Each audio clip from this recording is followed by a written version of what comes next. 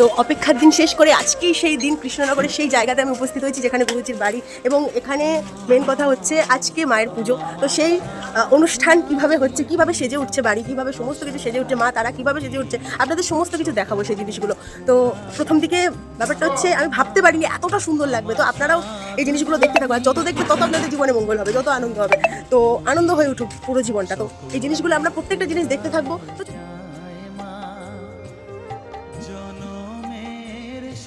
প্রতি বছর এই আনন্দ করতে থাকো।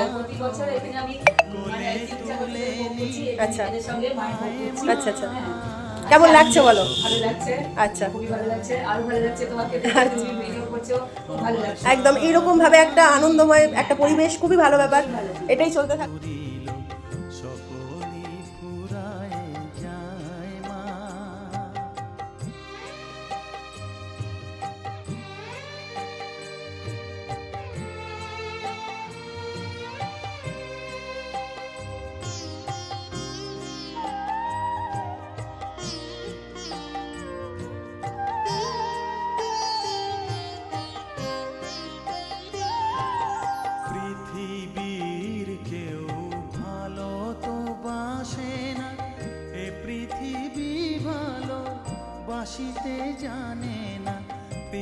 দর্শকেরা আপনারা সবাই দেখতে পাচ্ছেন কিভাবে মাকে সাজানো হচ্ছে, এবং আজকে মায়ের জন্মদিন, যেটা বলে থাকি আমরা হ্যাপি বার্থডে, মায়েরও তো হ্যাপি বার্থডে হয়।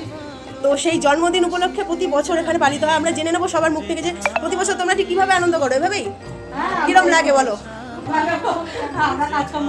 একদম, অবশ্যই অবশ্যই সব হবে, এটাই তো, আর কি চাওয়া। এসো এসো, এরও আলাপ করে দিই। এই যে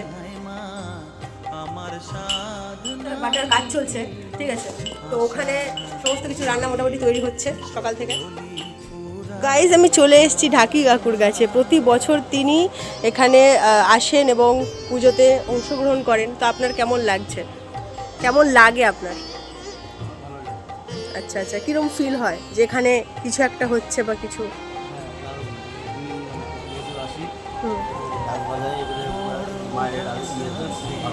একদম একদম একদম, ভালো থাকবেন।